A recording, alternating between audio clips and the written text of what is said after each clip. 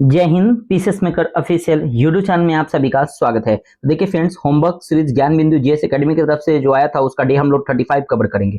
और देखिए फ्रेंड्स, ये आने वाले जितने भी एग्जाम है सब एग्जाम के लिए बहुत ज्यादा मोस्ट इंपॉर्टेंट है, वीवीआई है, क्योंकि आपके देखिए जीके जीएस ना किसी एग्जाम का चेंज नहीं होता है। अगर आप बिहार पुलिस, बिहार एसएससी, बिहार दरोगा और यहाँ तक की बीपीएससी एग्जाम का भी तैयारी कर रहे होंगे फ्रेंड, तो ये सभी जीके जीएस आपको नॉलेजेबल के लिए बहुत ज्यादा अच्छा है। तो प्लीज आप पीसीएस मेकर चैनल से जुड़े रहिए। वीडियो कैसा लगा कमेंट करके बताइएगा। देखिए होमवर्क जो है आज का 25/3/2025 का है, यानी कि आज का होमवर्क है, ठीक है, ध्यान रखिएगा। देखते हैं आज का हमारा फर्स्ट क्वेश्चन, करंट अफेयर्स और क्वेश्चन बैंक। देखिए आज का जो करंट अफेयर्स से पूछा जाएगा वो आपका क्वेश्चन है आर्थिक सर्वेक्षण से, ठीक है। तो देखते हैं फर्स्ट क्वेश्चन, आर्थिक सर्वेक्षण 2024-25 के अनुसार वित्त वर्ष 2025 में कृषि के क्षेत्र में कितना वृद्धि का अनुमान है? तो याद रखिएगा 3.8% वृद्धि का अनुमान रखा गया है, ये ध्यान रखिएगा आर्थिक सर्वेक्षण 2024-25 के अनुसार, ठीक है। देखिए अगर हम बात करते हैं किसान सम्मान निधि योजना, ये कब आया था? 2019 में आया था, ये बस याद रखिएगा। चलिए आगे क्वेश्चन देखते हैं नेक्स्ट 2 नंबर कि वित्त वर्ष 2026 में वास्तविक जीडीपी के 6.3% से कितना प्रतिशत तक रहने का अनुमान लगाया गया? तो देखिए 6.3% से 6.8% तक रहने का अनुमान लगाया गया, ये ध्यान रखिएगा।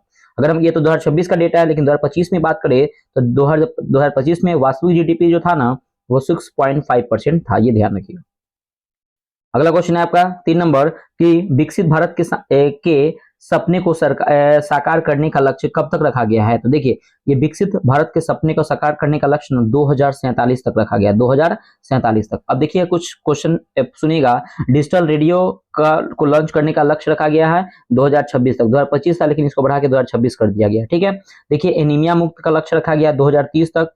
अगर हम बात करते हैं टीबी मुक्त का भी 2030 तक रखा गया है, सॉरी टीबी मुक्त का रखा गया 2025 तक, ठीक है। टीबी मुक्त का कब तक रखा गया? 2025 तक लक्ष्य रखा गया है। अगर हम बात करते हैं क्या कि मलेरिया मुक्त रखा गया 2030 तक, ये ध्यान रखें, मलेरिया मुक्त लक्ष्य और एनीमिया मुक्त का लक्ष्य रखा गया है 2030 तक, ठीक है। नेट जीरो कार्बन का लक्ष्य रखा गया है 2070 तक, नेट जीरो कार्बन का लक्ष्य। अब देखिए क्वेश्चन आता है कि रेलवे द्वारा नेट कार्बन जीरो का लक्ष्य कब तक रखा गया? तो 2030 तक रखने का लक्ष्य रखा गया, ठीक है।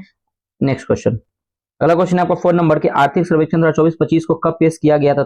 किसके द्वारा पेश किया गया था? देखिए आर्थिक सर्वेक्षण 2024-25 को जो पेश किया गया था ना वो याद रखिएगा बजट के एक दिन पहले पेश किया था, यानी कि 31 जनवरी को। 31 जनवरी का बजट के एक दिन, 1 फरवरी को बजट पेश करते हैं और 31 जनवरी को हम लोग आर्थिक सर्वेक्षण 2024-25 पेश किए। और किसके द्वारा पेश किया गया था? तो याद रखिए निर्मला सीतारमन के द्वारा, याद रखिए निर्मला सीतारमन के द्वारा इसको पेश किया गया था, ये ध्यान रखिएगा।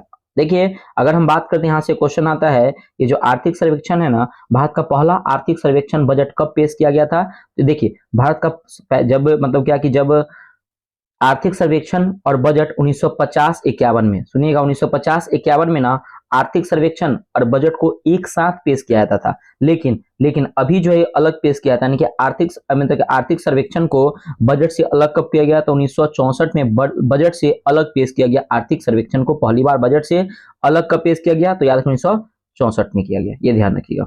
अगला क्वेश्चन है आपका 5 नंबर के अंतर्राष्ट्रीय मुद्रा कोष आईएमएफ द्वारा अगले 5 वर्षों में कितने प्रतिशत की दर से वृद्धि का अनुमान लगाया गया है?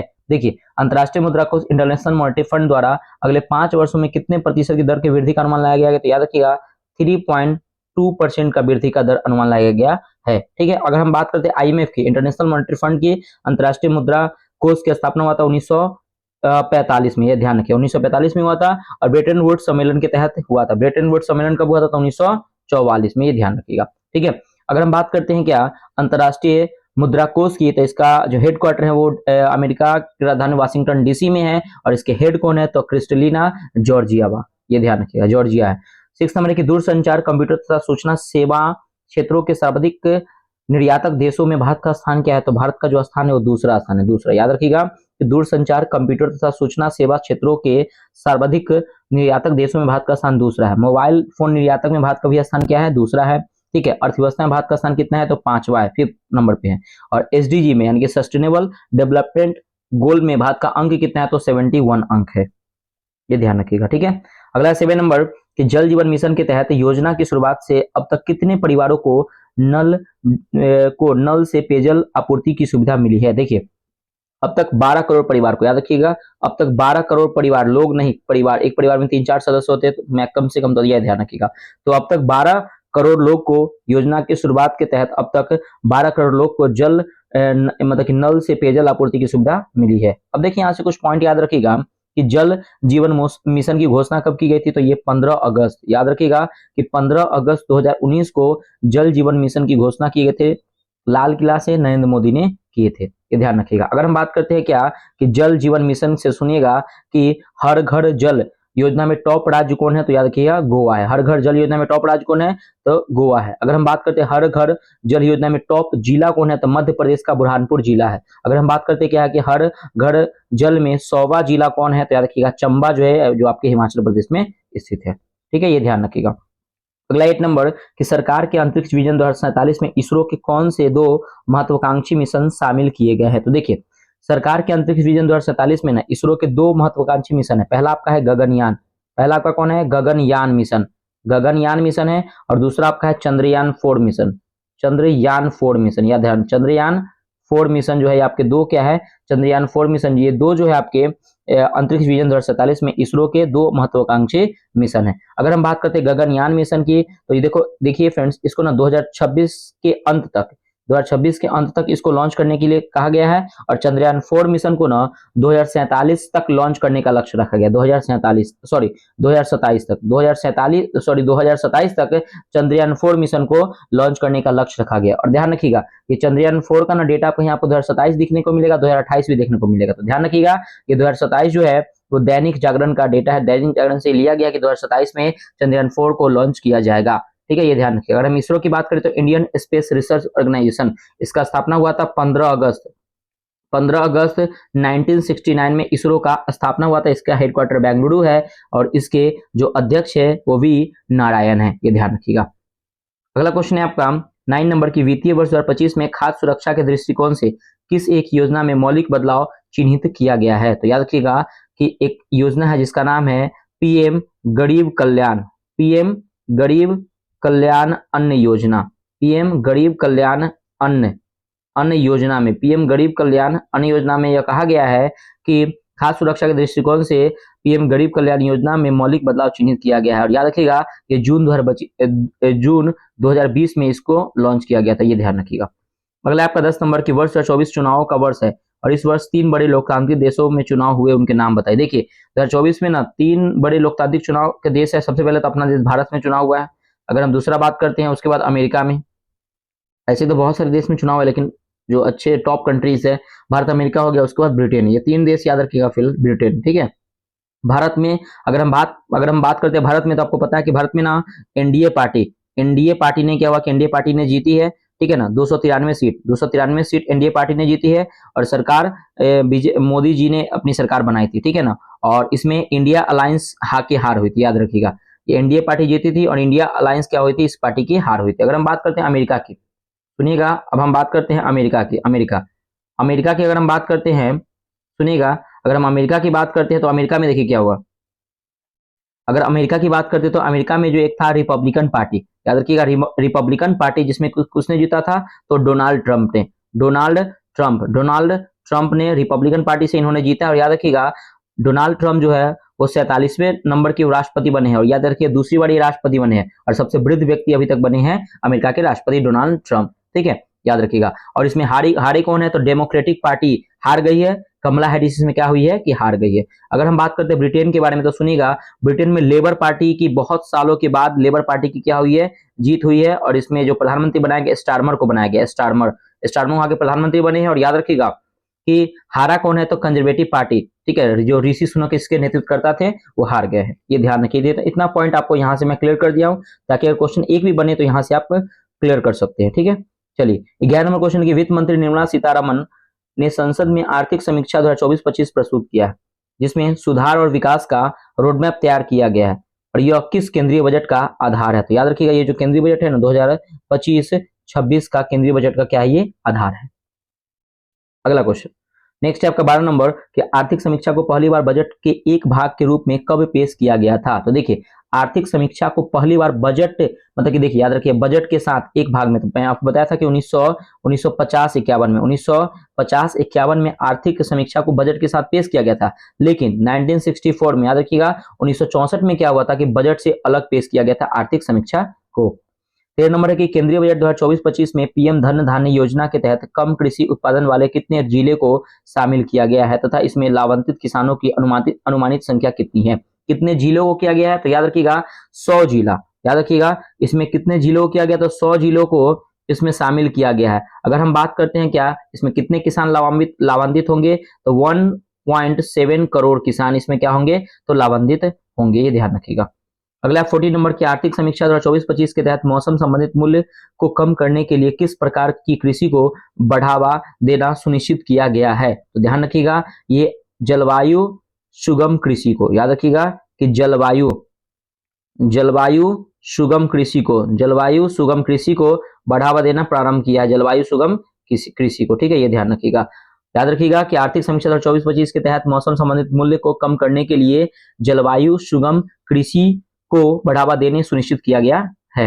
अगला देखिए रिवीजन सीरीज को देखते हैं प्रश्नों का, तो 50,000 अटल टिंकरिंग लैब स्थापित करने का लक्ष्य कब तक रखा गया है, तो याद रखिएगा ये लक्ष्य रखा गया है 2030 तक लक्ष्य रखा गया। और याद रखिएगा ये टिंकरिंग लैब जो है ना ये सरकारी स्कूलों में किया जाएगा, ठीक है, ये ध्यान रखिएगा।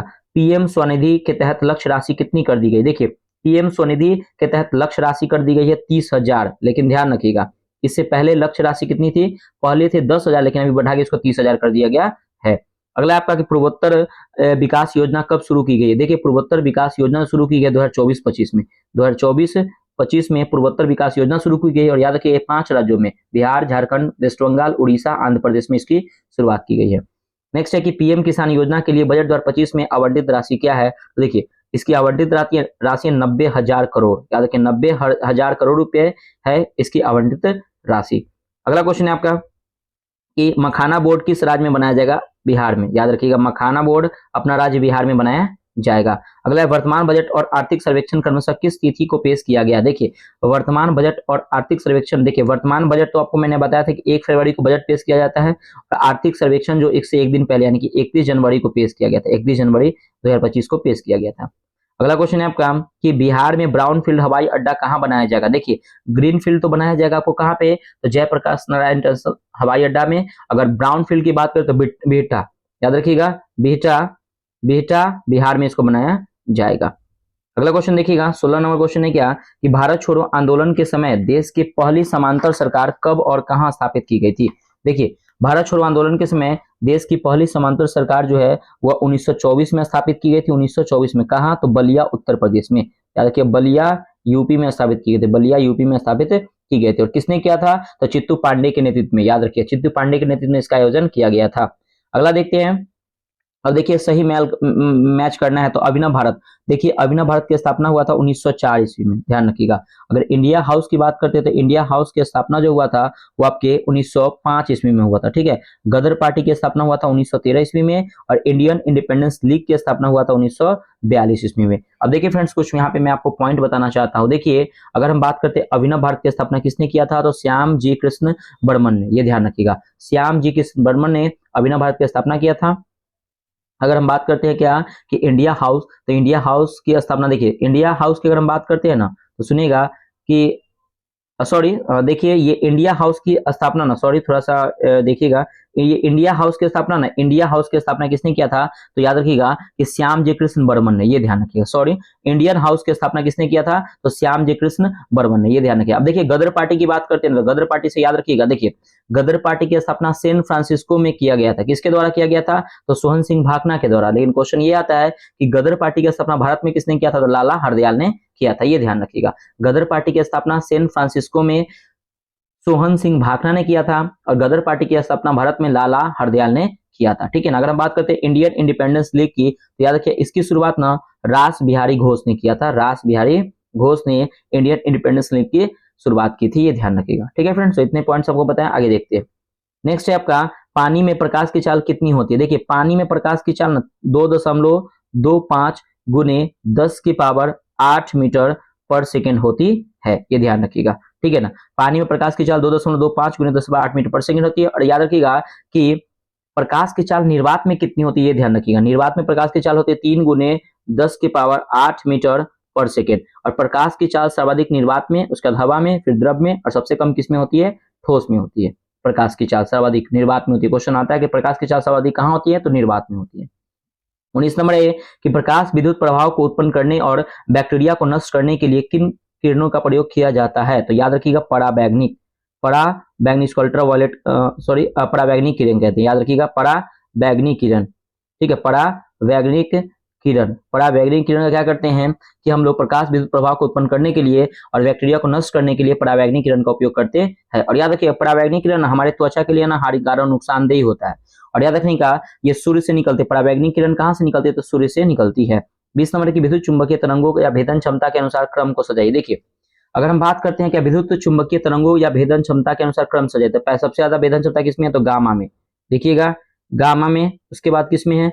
तो गामा के बाद हो जाएगा आपका, गामा हो जाएगा, उसके बाद एक्स किरण में, उसके बाद किसमें हो जाएगा? एक्स किरण में, याद रखिएगा एक्स किरण में हो जाएगा। अगर हम उसके बाद अगर एक्स किरण की बात करते हैं उसके बाद पराबैंगनी किरण में, पराबैंगनी किरण में, पराबैंगनी किरण में हो जाएगा। अगर हम उसके बाद बात करते हैं पराबैंगनी किरण की बात करते हैं तो दृश्य किरण, दृश्य में हो जाएगा, दृश्य प्रकाश में क्या होगा? दृश्य प्रकाश में हो जाएगा। और उसके बाद बात करते हैं हम लोग अवरक्त किरण में, उसके बाद माइक्रो में, उसके बाद रेडियो में। सबसे कम किसमें होता है? तो रेडियो में वेदन क्षमता सबसे कम होती है, सबसे अधिक कहाँ होती है? तो गामा किरण में। तो ये ध्यान रखिएगा। अगला क्वेश्चन देखिएगा 21 नंबर कि पानी के जहाजों में सही समय ज्ञात करने के लिए प्रयुक्त उपकरण कौन सा है? देखिए पानी के जहाज में सही समय ज्ञात करने के लिए ना प्रयुक्त उपकरण जो है ना उसको बोलते हैं क्रोनोमीटर। क्या बोलते हैं? क्रोनोमीटर, क्रोनोमीटर, क्रोनोमीटर का प्रयोग करते हैं, ध्यान रखिएगा। और याद रखिएगा समुद्र की गहराई को मापने के लिए ना फैदोमीटर से मापते हैं हम लोग। और याद रखिएगा समुद्र की गहराई ना चेन्नई बंदरगाह से हम लोग मापते हैं। और याद रखिएगा सोनार का प्रयोग ना मतलब कि नौ संचालन के द्वारा मतलब कि दूरी मापने के लिए किया जाता है सोनार का प्रयोग। अगला क्वेश्चन है आपका 22 नंबर की मानव लार में स्टार्च को ग्लूकोज में परिवर्तन करने के लिए किस एंजाइम्स का प्रयोग उत्प्रेरक के रूप में करते हैं? तो याद रखिए टाइलिन का प्रयोग करते हैं। किसका प्रयोग करते हैं? तो टाइलिन का प्रयोग करते हैं। टाइलिन कहां पाया जाता है? तो लार में टाइलिन पाया जाता है। और याद रखिएगा कि कार्बोहाइड्रेट का पाचन शुरू होता है मुख से और अंतिम रूप से पाचन कहां होता है? तो छोटी आंत में होता है। अगला क्वेश्चन आपका 23 नंबर कि पीएच स्केल की खोज कब और किसके द्वारा की गई? देखिए पीएच स्केल की खोज ना 1909 में किया था। 1909 में किसने? तो सोरेनसन नामक वैज्ञानिक ने। याद रखिएगा कि सोरेनसन नामक वैज्ञानिक ने क्या होता है पीएच स्केल की खोज 1909 में सोरेनसन नामक वैज्ञानिक ने किया था। अब देखिए पीएच स्केल की बात करते हैं तो 0 से लेके 14 आपको पता है, बीच में आपको 7 यानी कि 7 जो होते हैं उदासीन होते हैं, 0 से 7 क्या होते हैं? एसिडिक होते हैं यानी कि अम्लीय होते हैं, और 7 से 14 क्या होते हैं? बेस यानी कि क्षारीय होते हैं। अब देखिए यहाँ से क्वेश्चन आता है कि 0 से 3 की बात करते हैं तो 0 से 3 ना ये स्ट्रॉन्ग एसिड यानी कि स्ट्रॉन्ग एसिड होते हैं, और 3 से 7 ना वीक एसिड होते हैं। 7 आपका उदासीन होते हैं। अगर हम बात करते हैं 7 से 11 ना आपको 7 से 11 आपका वीक बेस होते हैं यानी कि कमजोर क्षार होते हैं, और 11 से 14 जो होते हैं वो आपके स्ट्रॉन्ग क्षार होते हैं यानी कि स्ट्रॉन्ग बेस होते हैं। तो इतना बात आप लोग याद रखिएगा। अगला क्वेश्चन है आपका 24 नंबर की किरणें जो विद्युत क्षेत्र से गुजरने पर ऋण ध्रुव की ओर मुड़ जाती है क्या कहलाती है? तो आपकी ना अल्फा किरण कहलाती है। याद रखिए अल्फा किरण, याद रखिए कौन सा किरण? तो अल्फा किरण कहलाती है। क्या? सुनिएगा कि किरणों जो विद्युत क्षेत्र से गुजरने पर ऋण ध्रुव की ओर मुड़ जाती है, अल्फा किरण ऋण ध्रुव की ओर मुड़ जाती है। और याद रखिएगा कि अगर हम बात करते हैं क्या पॉजिटिव यानी कि बीटा जो किरण है वो यह जो होता है धनात्मक की ओर मुड़ जाती है, याद रखिएगा, ठीक है। यानी कि अल्फा जो है आपके अल्फा किरण जो है आपके वो आपके ऋण ध्रुव की ओर मुड़ जाती है, और बीटा किरण जो है आपके धनात्मक किरण की ओर मुड़ जाती है। 25 नंबर क्या कि आयनन विभव और वेदन क्षमता के अनुसार अल्फा बीटा और गामा किरणों को अवरोही क्रम में लिखिए। अल्फा बीटा और गामा किरण को अवरोही क्रम में लिखिए। यानी कि कहने का मतलब क्या कि आयनन विभव और वेदन क्षमता के अनुसार अल्फा बीटा और गामा यानी कि अल्फा बीटा गामा को अवरोही क्रम में लिखिएगा। अल्फा हो जाएगा, बीटा हो जाएगा, और क्या हो जाएगा? गामा। ये अवरोही क्रम में, ठीक है, ये ध्यान रखिएगा। गामा, ये ध्यान रखिएगा। सबसे अधिक वेदन क्षमता किसकी है? तो गामा की, ये ध्यान रखिएगा। अगला क्वेश्चन देखिए निम्न से कौन सा सही सुमेलित नहीं है? देखिए I-131 थायराइड कैंसर के उपचार करने के लिए बिल्कुल सही है। F59 एनीमिया को ज्ञात करने के लिए ये भी सही। K40 कैंसर के इलाज के लिए भी सही है। और N24 ये ट्यूमर का पता लगाने के लिए नहीं। देखिए N24 का जो काम होता है ना, ये जो ब्लड क्लोटिंग होता है ना, ब्लड क्लोटिंग को रोकने के लिए यानी कि रक्त थक्का को रोकने के लिए, रक्त थक्का जो होता है उसको रोकने के लिए N24 का प्रयोग किया जाता है। और याद रखिए ट्यूमर का पता लगाने के लिए क्या करते हैं? तो A74 का पता करते हैं। तो ऑप्शन नंबर डी आपका गलत हो जाएगा।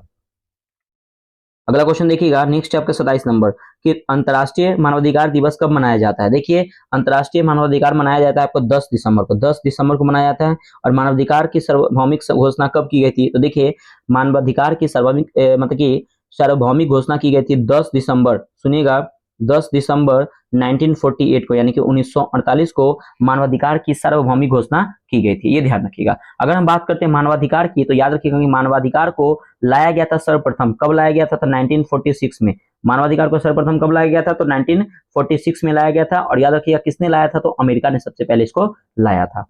अगला क्वेश्चन है आपका कि नौजवान सभा का विलय हिंदुस्तान सोशलिस्ट रिपब्लिक एसोसिएशन में कब विलय किया गया?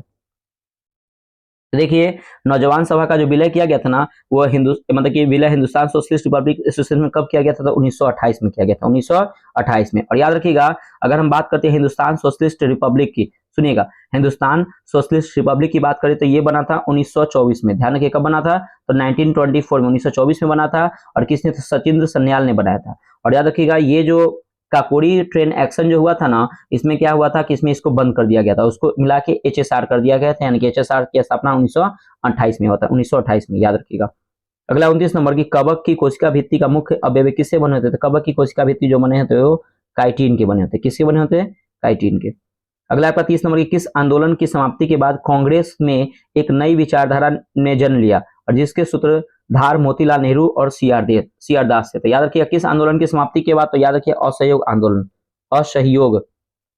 असहयोग आंदोलन। आपको पता है कि असहयोग आंदोलन कब हुआ था? तो असहयोग आंदोलन हुआ था 1920 में। असहयोग आंदोलन कब हुआ था? तो 1920 में असहयोग आंदोलन हुआ था। ये ध्यान रखिएगा। और याद रखिएगा, यहाँ पे अगर हम बात करते हैं सीआर दास के, तो सुनिएगा कुछ पॉइंट। देखिए, सीआर दास ना कांग्रेस से क्या कर देते हैं? इस्तीफा दे देती है। और कांग्रेस से इस्तीफा देने के बाद ना स्वराज पार्टी का स्थापना 1928 में सीआर दास और चित्तरंजन दास और मोतीलाल नेहरू ने किया था। इसके अध्यक्ष कौन थे? स्वराज पार्टी के अध्यक्ष कौन थे? तो सीआर दास थे, चित्तरंजन दास थे। ठीक है। अगला क्वेश्चन 31 नंबर कि अग्नाशय में प्रोटीन की अमीनो एसिड में अपघटित करने का कार्य कौन सा एंजाइम करता है? तो सुनिएगा कि अग्नाशय में प्रोटीन की अमीनो एसिड में अपघटित मतलब क्या कि अपघटित करने का कार्य जो करता है वो ट्रिप्सिन करता है। याद रखिए कौन करता है? तो ट्रिप्सिन करेगा। याद रखिएगा ट्रिप्सिन करता है। और याद रखिए प्रोटीन का प्राथमिक जो पाचन होता है अमाशय में होता है, और प्रोटीन का पूर्णतः पाचन कहाँ होता है? तो छोटी आंत में होता है। अगला आपका 32 नंबर की आवर्त सारणी में अक्रिय गैसों में सबसे भारी गैस कौन सी है? देखिए, आवर्त सारणी में सबसे अक्रिय गैस में सबसे भारी गैस जो है ना आपका रेडॉन है। रेडॉन। आपको पता है कि अक्रिय गैस कौन कौन होते हैं? तो helium, neon, argon, radon, xenon, krypton होते हैं। तो याद रखिएगा सबसे भारी तो रेडॉन होते हैं अक्रिय गैस में से, और सबसे हल्का कौन होता है? तो हीलियम होता है।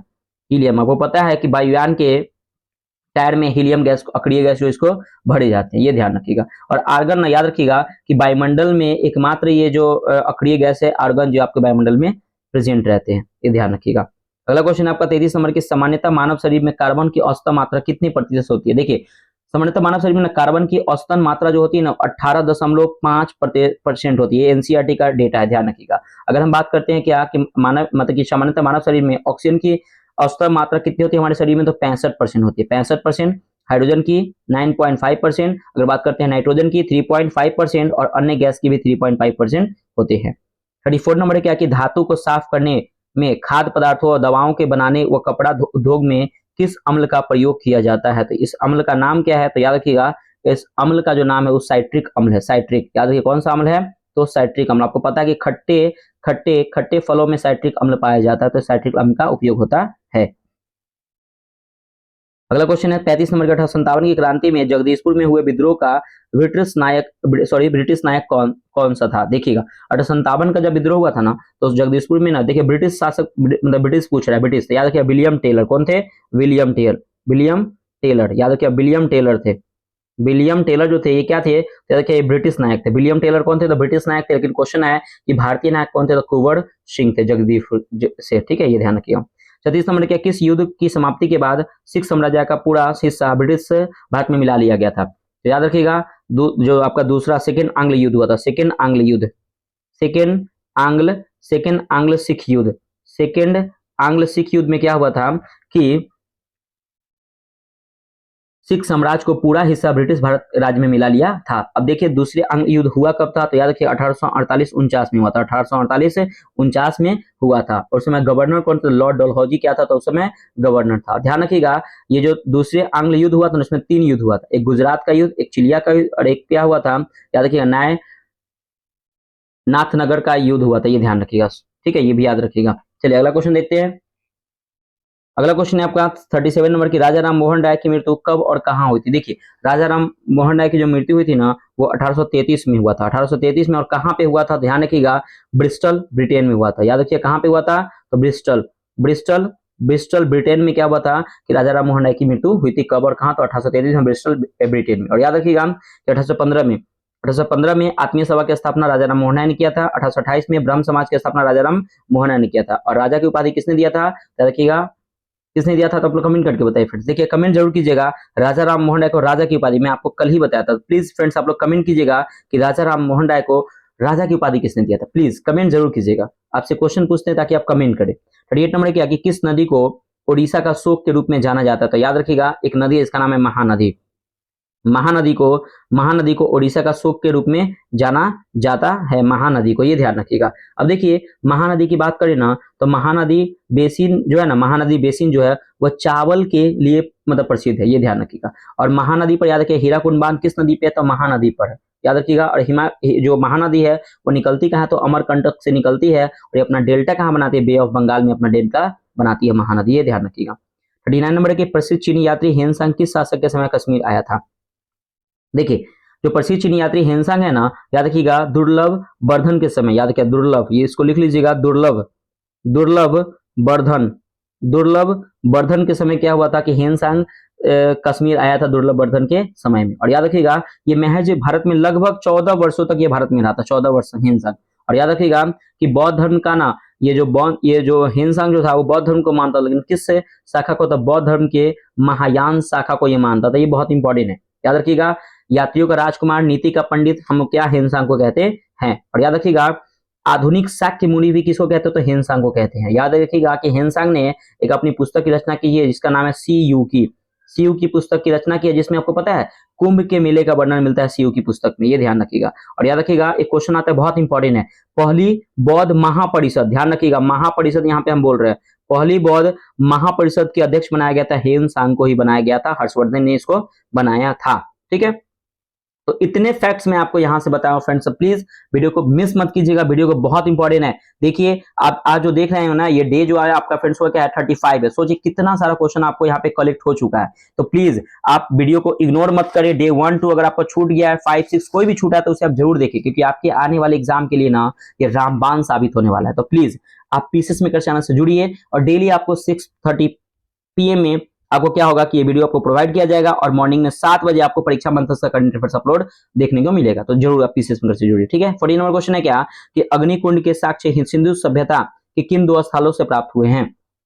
देखिए अग्निकुंड के जो साक्ष्य है ना सिंधु सभ्यता, एक लोथल से प्राप्त हुआ है, एक लोथल से, और दूसरा किस कहां से, तो कालीबंगा से, कालीबंगा से, लोथल और कालीबंगा से प्राप्त हुआ, ये ध्यान रखिएगा। अगला 41 नंबर की संविधान का कौन सा अनुच्छेद उच्च न्यायालय में रिट दाखिल करने के लिए अधिकार को नागरिकों को प्रदान करता है। देखिए हाई कोर्ट जो है ना 5 प्रकार का रिट जारी करता है अनुच्छेद 226 के तहत, और सुप्रीम कोर्ट 5 प्रकार का रिट जारी करता है अनुच्छेद 32 के तहत, ये ध्यान रखिएगा। तो यहाँ पे क्वेश्चन पूछा जा रहा है कि हाई कोर्ट, तो उच्च न्यायालय जो करता है अनुच्छेद 226 के तहत 5 प्रकार का रिट जारी करता है। 5 प्रकार का रिट कौन कौन होते हैं सुनिएगा, एक होता है बंदी प्रत्यक्षीकरण, परमादेश, उत्प्रेषण, प्रतिषेध और अधिकार पृच्छ, ये 5 होते हैं, ये ध्यान रखिएगा।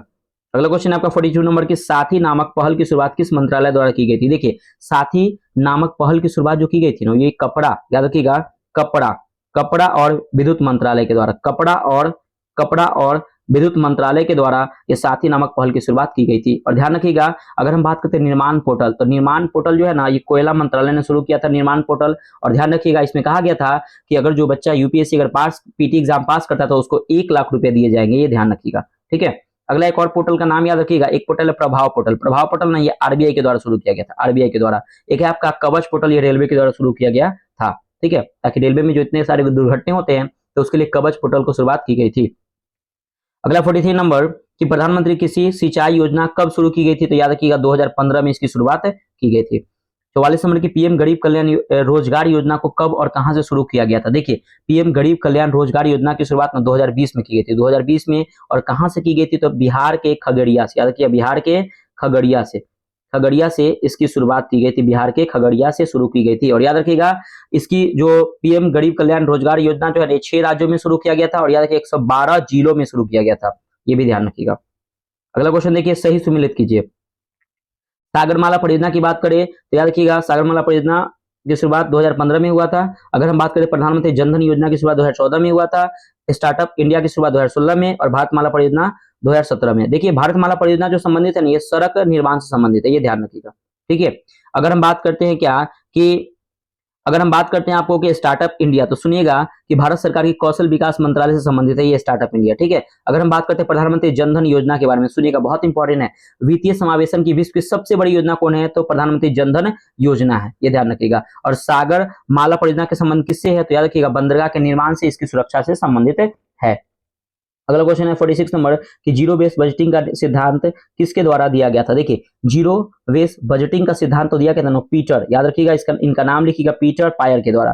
पीटर पायर के द्वारा जीरो बेस्ड बजटिंग का सिद्धांत दिया गया था। देखिए अगर हम बात करते हैं कि जीरो बेस्ड बजटिंग की बात करते हैं तो सबसे पहले 1960 में अमेरिका ने पेश किया था जीरो बेस्ड बजटिंग। लेकिन अब भारत ने कब पेश किया था, तो भारत के द्वारा जीरो बजट जो पेश किया गया था ना 1986, सुनिएगा 1986-87 में पेश किया गया था। उस समय देश के प्रधानमंत्री कौन थे, तो राजीव गांधी थे, ठीक है। अगला आपका 47 नंबर की पहली बार एमएसपी कब और किस फसल के लिए जारी किया गया था। देखिए पहली बार जो एमएसपी जो जारी किया गया था ना, वो 1966 में जारी किया गया था। और किस फसल के लिए, तो गेहूं के लिए, याद रखिए किसके लिए, तो गेहूं के लिए जारी किया गया था। 48 नंबर क्या कि योजना आयोग की स्थापना की संघ से प्रेरित होकर किया गया था। देखिए योजना आयोग की स्थापना जो किया गया था ना, वो यूएसएसआर संघ, यूएसएसआर जिसको हम लोग सोवियत संघ कहते हैं, सोवियत संघ से प्रेरित होकर किया गया था। अगर हम बात करते हैं यूएसएसआर की, तो इसका स्थापना हुआ था 1921 में। और याद रखिए यूएसएसआर का विघटन कब हुआ था, तो 1991 में। देखिए 89 में शुरू हुआ था और विघटन कब हुआ था, तो 1991 में हुआ था, 1991 में। और सोवियत संघ 15 भागों में टूट गया था, ये भी ध्यान रखिएगा। अगला क्वेश्चन 49 नंबर क्या कि सबसे अधिक तथा सबसे कम आर्थिक समृद्धि दर वाला योजना क्रमशः कौन सी थी। देखिए सबसे अधिक और सबसे कम आर्थिक समृद्धि दर वाला योजना, तो याद रखिए 11वीं पंचवर्षीय योजना, 11वीं पंचवर्षीय योजना थी, वो सबसे अधिक समृद्धि दर वाली योजना थी। और सबसे कम इसमें योजना में क्या हुआ था कि 9.8% की वृद्धि हुई थी, याद रखिएगा 9.8% की वृद्धि हुई थी। और सबसे कम कौन था, तो रखिएगा तीसरी पंचवर्षीय योजना, तीसरी पंचवर्षीय योजना सबसे कम थी, जिसमें आपको वृद्धि हुई थी 2.8%, ये ध्यान रखिएगा।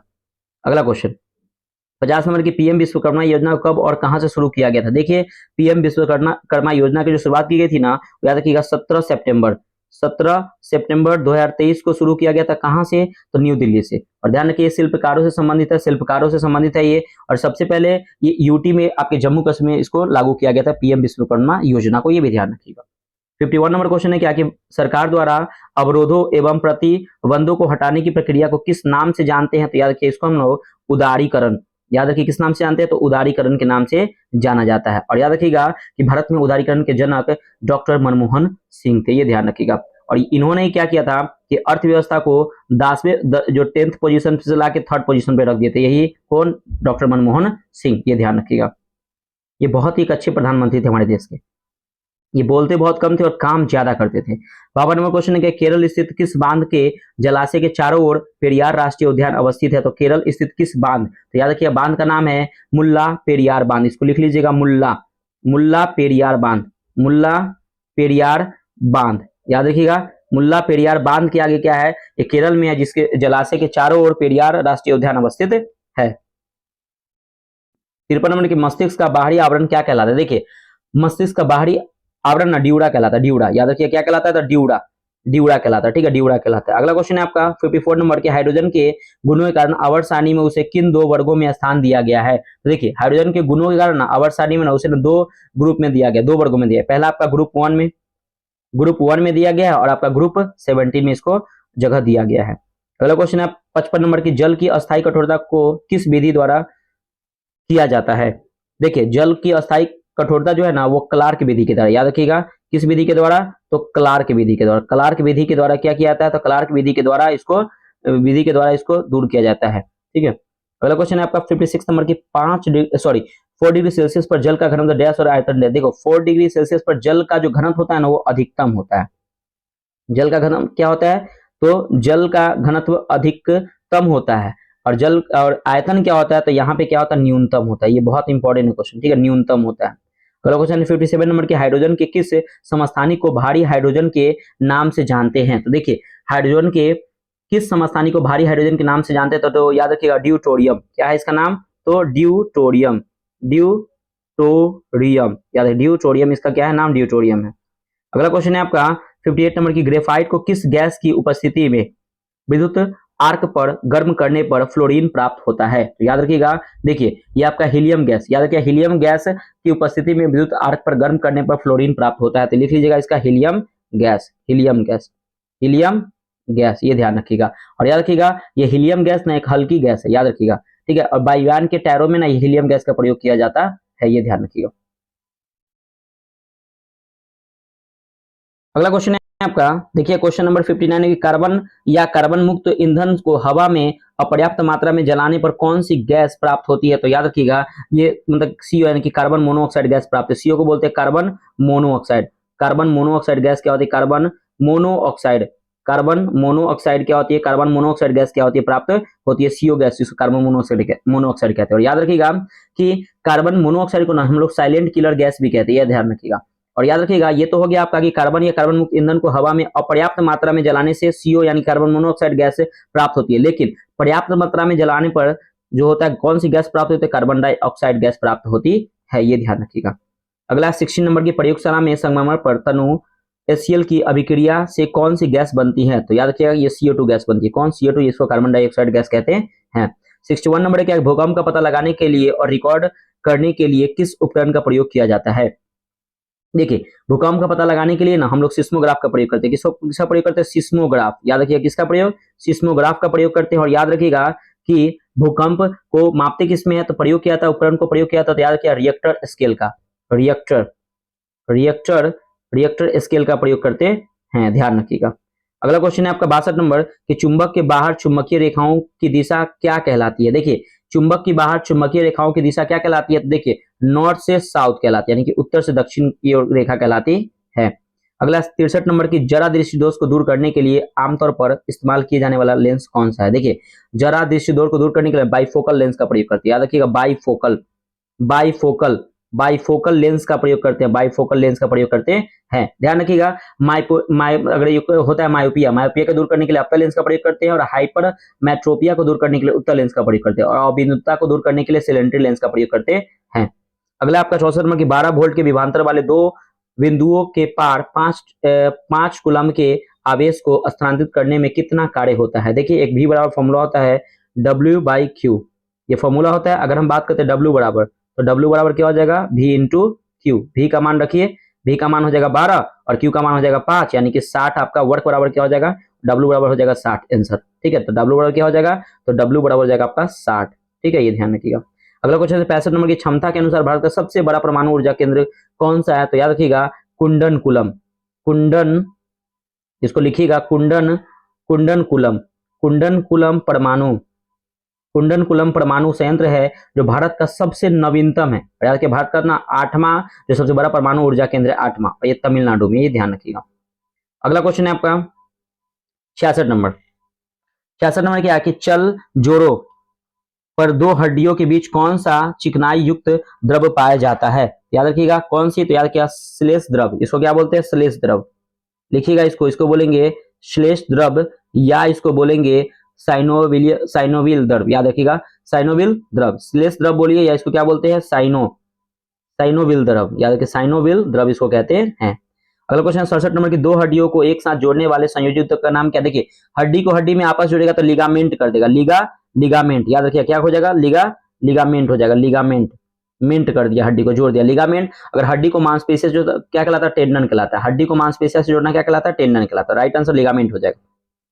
68 नंबर है कि खोपड़ी की अस्थियों में कौन सी अस्थि चलायमान है? देखिए खोपड़ी की अस्थि में ना कौन सी अस्थि चलायमान है? तो ये ध्यान रखिएगा मेंडिविल, याद रखिएगा इसका नाम लिखिएगा मेंडिविल, मेंडिविल हड्डी जो है वो आपके खोपड़ी के अस्थियों में चलायमान है। अगला 69 नंबर की, अत्यधिक व्यायाम मतलब कि व्यायाम के दौरान किसके संचय में हमें पैरों में ऐंठन होने लगती है? तो लैक्टिक एसिड। अगर हमारे शरीर में लैक्टिक एसिड बढ़ जाता है, व्यायाम करने से लैक्टिक एसिड बढ़ जाता है, इससे क्या होता है कि शरीर में क्या होता है कि दर्द हो जाता है, ये ध्यान रखिएगा। अगला क्वेश्चन 70 नंबर की, मनुष्य के शरीर में पसलियों की कितनी जोड़ी होती है तथा मानव शरीर में पसलियों किससे जुड़ी होती है? देखिए मनुष्य के शरीर में पसलियों की जोड़ी की संख्या 12 जोड़ी होती है, यानी कि संख्या पूछे तो संख्या 24 होती है, जोड़ी कितनी होती है? 12 होती है। अगर हम बात करते हैं किससे जुड़ी होती है, तो स्टर्नम से, याद रखिए किससे? तो स्टर्नम से, स्टर्नम से ये जुड़ी होती है, ये ध्यान रखिएगा। अगला क्वेश्चन देखिएगा, नेक्स्ट है आपका सॉरी कुछ ज्यादा ही ऊपर आ गए हम लोग। नेक्स्ट है 71 नंबर कि मानव शरीर के उपांगीय कंकाल में हड्डियों की संख्या कितनी होती है। देखिए मानव शरीर में उपांगीय कंकाल में हड्डियों की संख्या ना 126 होती है, 126, ये ध्यान रखिएगा। अगला 72 नंबर की मानव शरीर की सबसे पतली हड्डी कौन सी है तथा ये कहाँ पाई जाती है। देखिए मानव शरीर की सबसे पतली हड्डी ना ये फिबुला फिबुला देखिए फिबुला की हड्डी ना मानव शरीर की सबसे पतली हड्डी होती है और ये आपके टांग में पाई जाती है, टांग पैर में, याद रखिएगा। अगला 73 नंबर की ऑस्टियोपोरोसिस नामक बीमारी का संबंध मानव शरीर के किस भाग से है, तो याद रखिएगा यह बोन से, यानी कि बोन मतलब हड्डी से संबंधित है, ऑस्टियोपोरोसिस हड्डी से। अगला 74 नंबर की बक्ष के पृष्ठीय भाग में स्थित सबसे बड़ी त्रिकोणीय हड्डी कौन सी है, तो इसको बोलते हैं स्कैपुला, याद रखिएगा। स्कैपुला जो है स्कैपुला जो है वो बक्ष के पृष्ठीय भाग में स्थित सबसे बड़ी त्रिकोणीय हड्डी है। अगला क्वेश्चन 75 नंबर की पटेला नामक हड्डी मानव शरीर में कहाँ पाई जाती है, तो देखिए घुटने में या पैर में, बोलिए घुटने में या पैर में, या पैर में, घुटने पैर में, यहाँ क्या होता है कि पटेला नामक हड्डी मानव शरीर में पाई जाती है। देखिए फ्रेंड्स ये आपका वीडियो यहाँ पे कंप्लीट होता है, होमवर्क देख लीजिएगा, मैं एक बार ग्रुप में भी आपको भेज दूंगा। ये क्वेश्चन बैंक देख लेंगे, परीक्षा मंथन जो 3rd एडिशन बुक है ज्ञान बिंदु जीएस एकेडमी का, वो उसका इको पेज नंबर 441 से 450 है। करंट अफेयर्स बिहार का बजट पढ़ लीजिएगा 2025-26, एंशिएंट हिस्ट्री में सिंधु घाटी सभ्यता पढ़ना, पॉलिटी में भाग 9 पंचायत पढ़ना, ज्योग्राफी में महासागरीय जलधारा के बारे में पढ़ना। तो वीडियो कैसा लगा फ्रेंड्स कमेंट करके बताइए। और देखिए मैं आपको इतने प्यार से आप लोग के लिए वीडियो प्रोवाइड करता हूं, तो प्लीज फ्रेंड आपसे रिक्वेस्ट कर रहे हैं कि चैनल को एक बार सब्सक्राइब जरूर कीजिएगा। ये आप ही लोग के लिए इतना मैं मेहनत करता हूं, तो प्लीज देखिए फ्रेंड्स कोई भी चैनल बिना आपके ग्रोथ नहीं कर सकता, प्लीज चैनल को सब्सक्राइब जरूर कीजिए। डेली आप लोग के लिए शाम में 6:30 PM में आपको वीडियो प्रोवाइड हो जाता है, तो इसे आप देखिए। इसका पीडीएफ के लिए नीचे डिस्क्रिप्शन बॉक्स में टेलीग्राम का लिंक है, इसे ज्वाइन होकर फ्रेंड्स इसका पीडीएफ ले सकते हैं। ठीक है फ्रेंड्स, तो मिलते हैं नेक्स्ट वीडियो में। बाय बाय, जय हिंद दोस्तों।